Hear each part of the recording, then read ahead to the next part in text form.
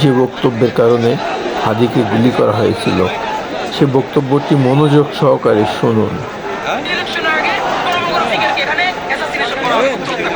আমরা যদি শহীদ হয়ে যাই, আমাদের সন্তানেরা লড়বে, তার সন্তানেরা লড়বে, কিয়ামত পর্যন্ত বাংলাদেশ নামক জমি যতদিন বেঁচে থাকবে ততদিন পর্যন্ত আজাদির সন্তানেরা লড়াই করবেই করবে। হাজার হাজার কোটি টাকা নতুন করে হাসিনার সাথে মিটিং করেছে, ইলেকশনের আগে বড় বড় ফিগারকে এখানে অ্যাসাসিনেশন করা হবে, হত্যা করা হবে।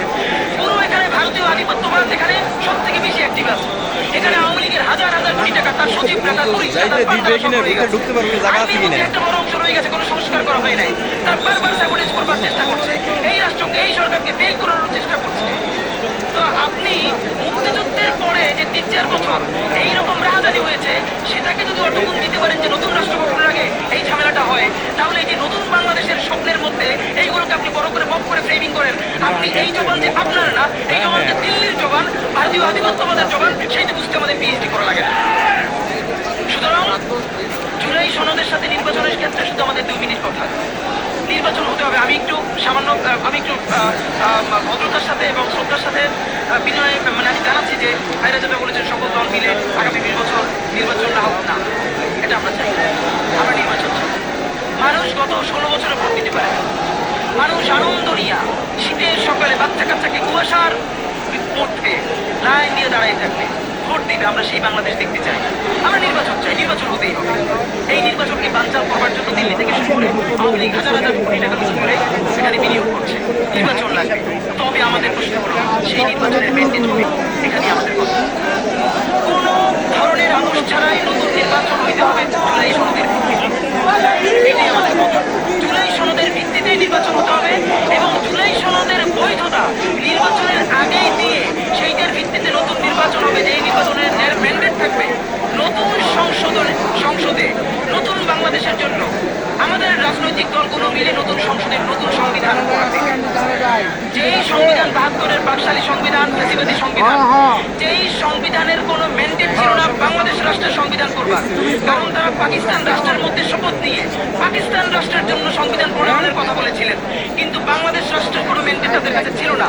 তারপরে তারা সংবিধান রচনা করেছেন, এরপরেও তারা একটা সেই সংবিধানকে লেজিটিমেট করবার জন্য একটা গণভোট দেন নাই। এরপরে যারা 73-এর একটা ভোটচুরির নির্বাচন দিয়েছে, সেই 73-এর নির্বাচনের ভোটের ইশতেহারের মধ্যেও তারা এই সংবিধানকে তারা লেজিটিমেসি দেন নাই, ইশতেহারে রাখেন নাই। সেই সংবিধানকে যুগের পরে যুগ আমরা বয়ে বেড়াবো, সেই দায়বদ্ধতা তো আমাদের নাই। এবং সেই সংবিধান কেমন ফ্যাসিস্ট সংবিধান করা হয়েছে, যেইটা সাংবিধানিক ভিত্তি দিয়েই আপনি একটা কথা বলতে পারবেন। এই যে সবাই বলে আইনের কথা, বলেন তো বলে একটা কথা, হাসিনা কোনটা বেআইনি কাজ করছে? না, হাসিনা একটাও বেআইনি কাজ করে নাই।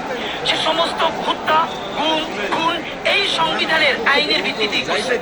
সে এই সংবিধানকে ডাস্টবিন বানিয়ে তত্ত্বাবধায়ক সরকার বাতিল করেছে, যা ইচ্ছে করে তাই করেছে। এবার তো সে তো বেআইনি কিছু করে নাই, কথা তো সত্য। আমার বিএনপি ভাইদের প্রতি শুধু একটা আফসোস লাগে, কারো কারো দেখি 72-এর সংবিধানের প্রতি তাদের কি গভীর প্রেম। যেই সংবিধানের মধ্য দিয়ে বাকশাল এসেছে, যেই সংবিধান গণতন্ত্র হত্যা করেছে। আজকে বিএনপির ভাইদেরকে একটা কথা বলি, আপনারা হয়তো অনেকে জানেনও না। পৃথিবীতে দ্বিতীয় ইতিহাস আছে কিনা মান্না ভাই জানলে বলবেন, আমি ভাইয়ের কাছ থেকে শুনতে চাইবো। জিয়াউর রহমান তো একজন সামরিক শাসক ছিলেন।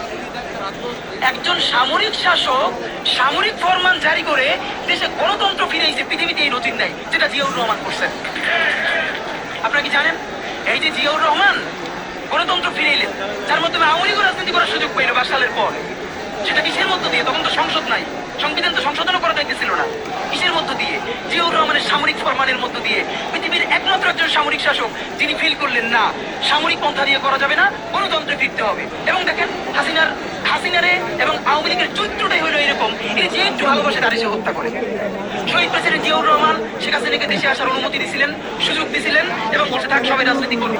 আসার 1 মাসের মধ্যে জিয়াউর রহমান শহীদ হয়ে গেছে, 13 দিনের মধ্যে। এবার দেখেন এই যে আমরা এখন যারা সবাই করতেছি, সুতরাং এটা একটা বিষ। এই বিষের সাথে আমরা কিভাবে লড়াই করবো? জাতীয় ঐক্যমত্য তৈরি করতে হবে। সুতরাং পলিটিক্যাল পার্টি এবং সবার প্রতি একটা কথা, প্লিজ আপনারা বিএনপিকে শতভাগ কর্নার করে দিন।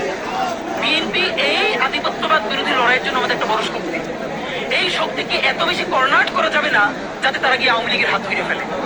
তারা যদি আওয়ামী লীগের হাত ধরে ফেলে তাহলে লড়াইটা তো আমাদের জন্য আরো কঠিন হয়ে যাবে।